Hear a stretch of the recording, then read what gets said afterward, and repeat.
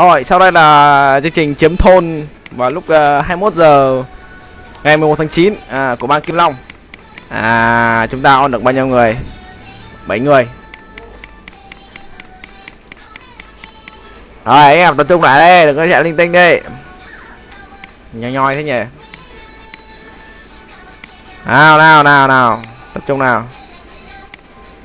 Đang quay clip nhá. Đây là cái map đầu tiên trong cái công thành chiến đi chiếm thôn anh em ơi. Sau 5 ngày mở server. Ok, anh em quay chung cho nó vui tí, đăng lên cho đông.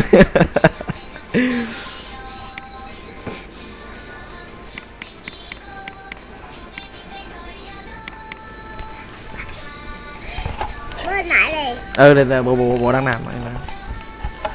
Rồi, từ từ. Phe ta 8 người trên 30, bang đông ghê. Anh em đi tống kim mà đi công thành, vợ nó ngồi bên thế này sao mà đi nhỉ? Bắt quỳ này. Có nào mà vợ bắt quỳ gọi là chơi game không?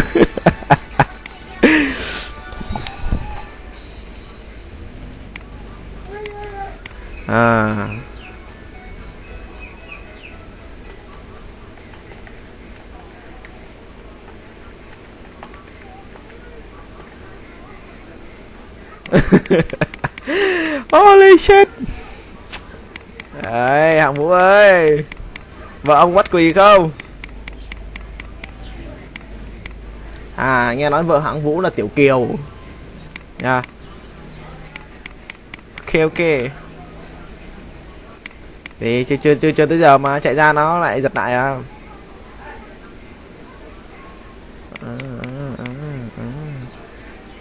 Ôi, chuẩn bị còn 2 phút mà. Kìa, chuẩn bị còn 2 phút kìa anh em. Chơi đi. Để cho thêm ít nhạc vào cho công thành chiến cho nó màu mè nào. Nhạc Hồng Kông 1 nhá. Đây nhỉ. Hồng Kông 1 đây rồi. Yo. Đây ạ.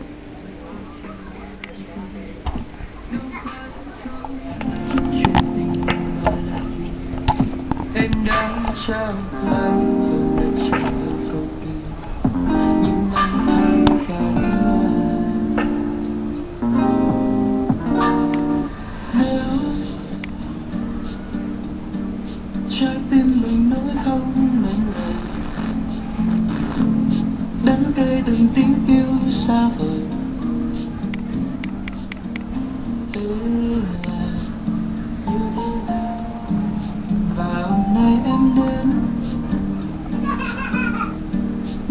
đâu còn thiên tha bối mờ gió âm thầm lắng qua muôn đời vì ai vì ai vì giờ anh biết chuyện tình mình chẳng còn gì khi nắng sớm sáng là mình không thành tình em muốn sáng ngang để chờ bao nhiêu giờ kia.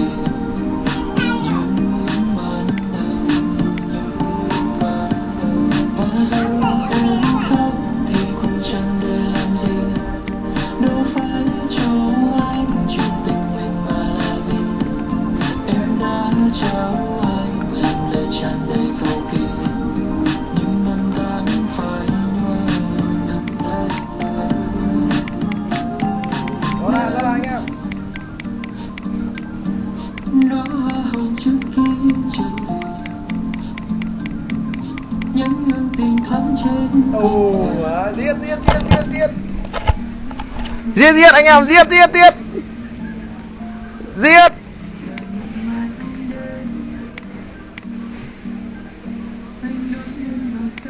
Đây, nhiều bang quá.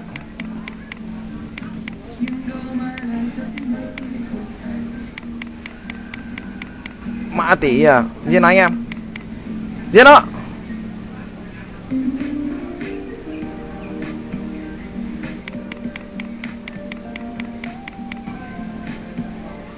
Mày mới thằng chết. Giết anh em ơi, giết.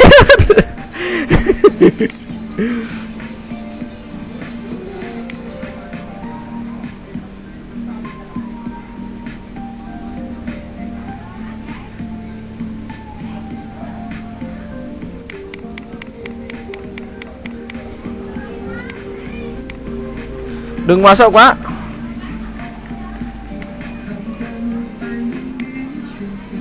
Chẳng còn gì khi nắng xuân sang lên còn thầm thì. Phá mấy cái tiễn đi anh em. Thằng phèn này tao không tha cho mày còn cố nhảy vào.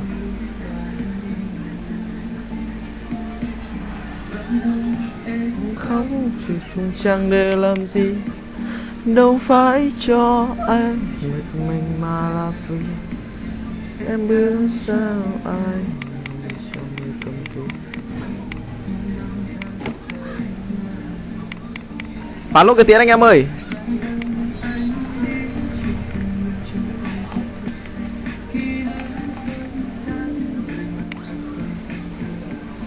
Em bước sang ngang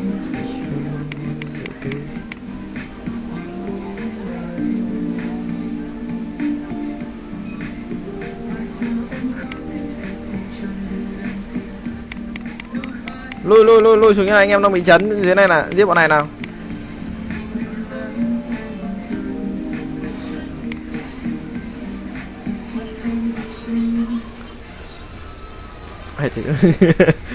Giết nó.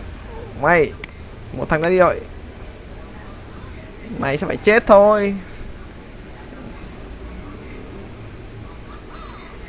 Một thằng teo. Em bé này, con ôm em bé này. Ừ. Em bé à. Đẹp trai không? Ừ, đẹp. Đẹp. Đẹp quá. Giết đây anh em.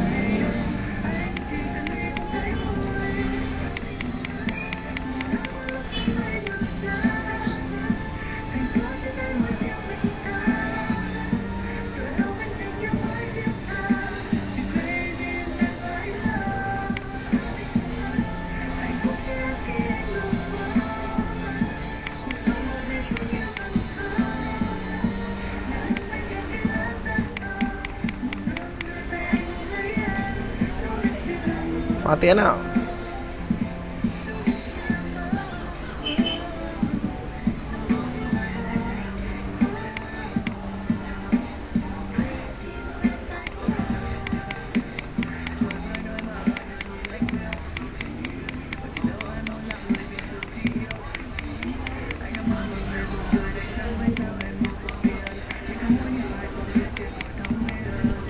Gì con? Nhá gì con? Ê này bố nghe nào.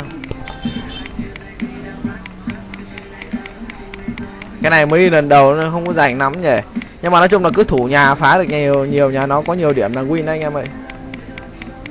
Đi tập trung lại nào. Đúng rồi, ăn có sức mạnh này.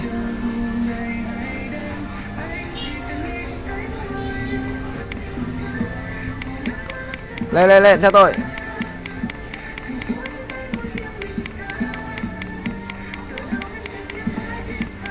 Lạc thần lạc trôi giết hết.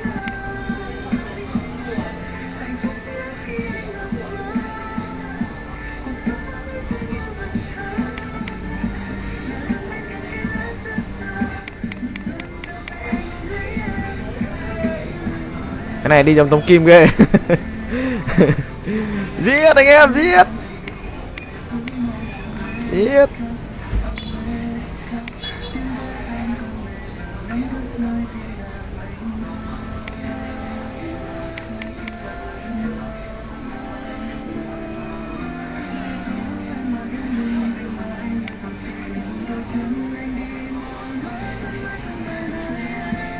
Kìa Cookie tự nhiên vào đánh cái bọn thị vệ làm gì vậy?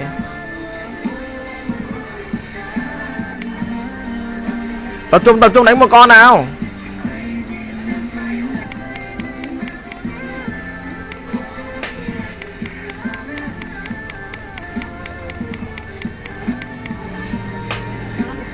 Hay quá, con nguyên soái lại thổ.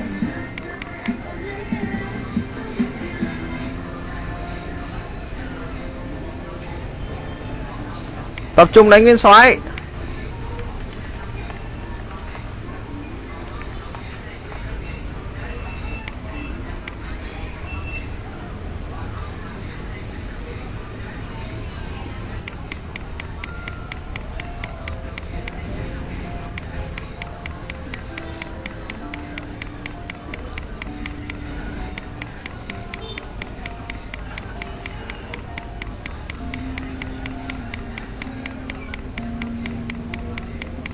Lên.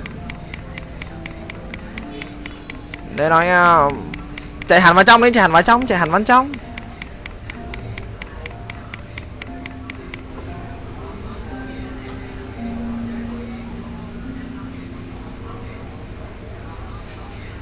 Chạy hẳn vào trong nè.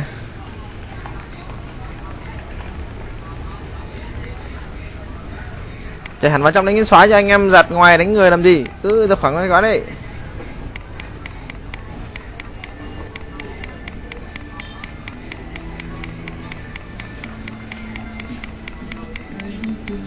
Nó 15 thằng đó anh em ạ. Anh ấy có sức mạnh thôi. Khỏi chạy.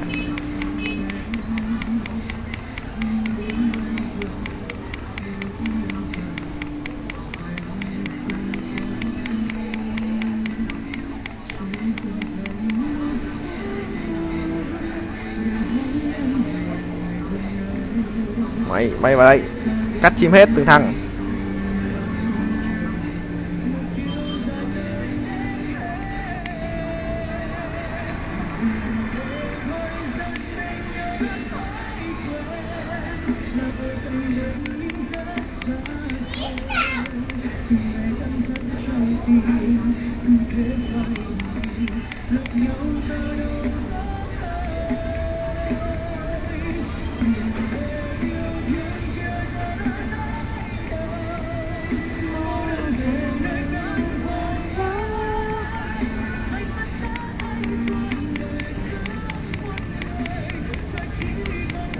Anh em cứu. Mà giết tôi, anh em cứu.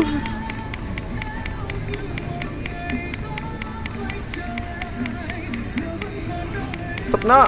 Mày sợ chết cậu ba định ngu người. Sống lên.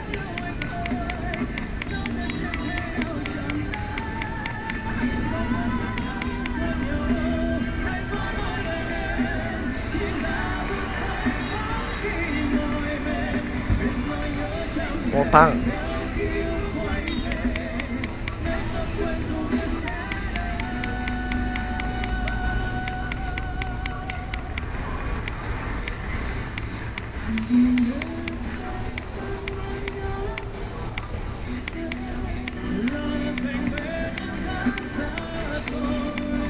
Phải đi cũng trọng. Ôi trời.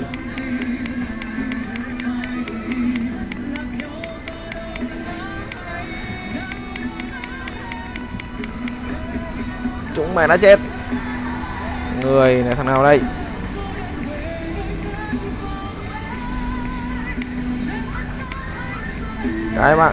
Cái bạn.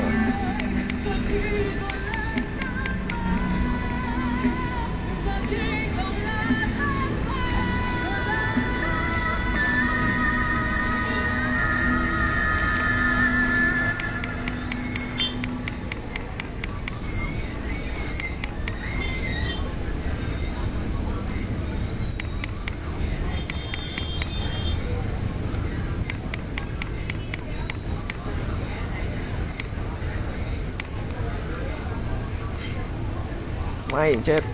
Đắc thần thằng này.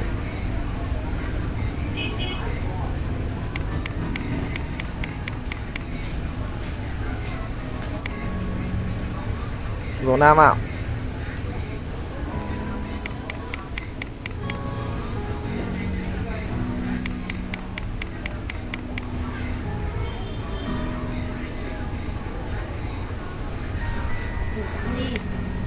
Đang chiến con này.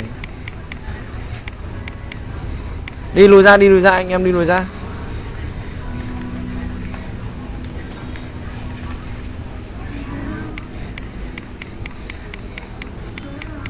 Đi lùi ra, không là nó chạy về nhà chứ.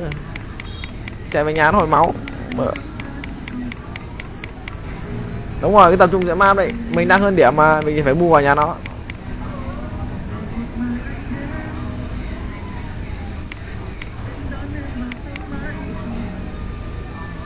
Mày chúng mày chết. Chúng mày chết.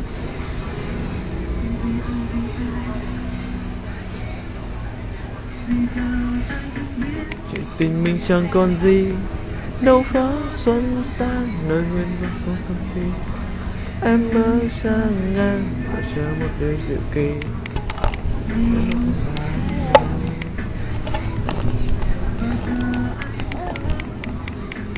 Đứng lùi ra anh em, nó chỗ đó nó hồi máu mà.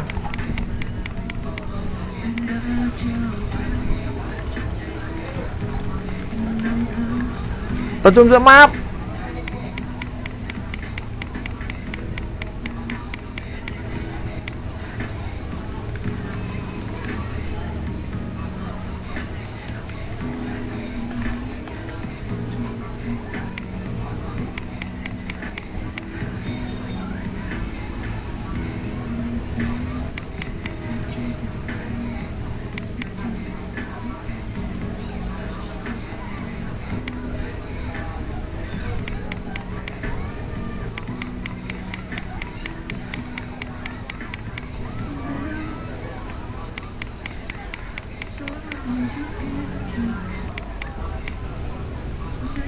Mày xạo.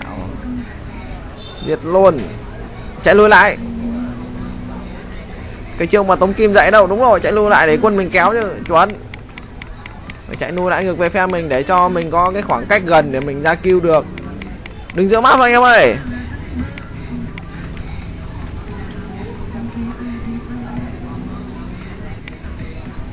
Lên gần nó chạy về nhà nó hồi máu đó.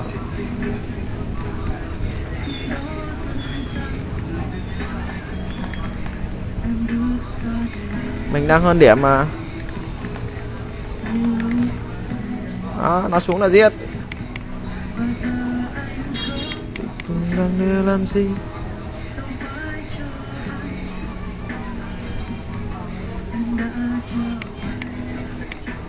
Mày chạy hả?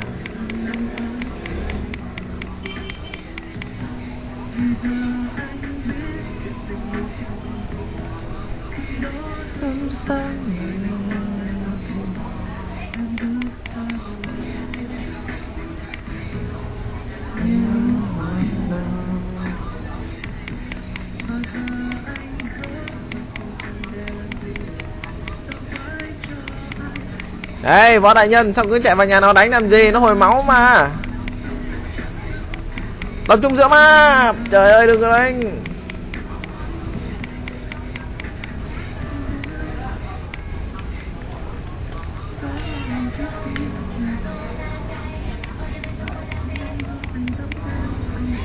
Win. Thầy có chân thủ vệ cho đại nhân ba. Ừ, đó, rồi Win ơi. Ok, Win ơi.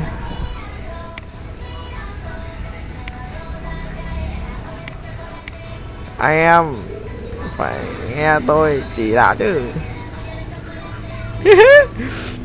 Hay quá.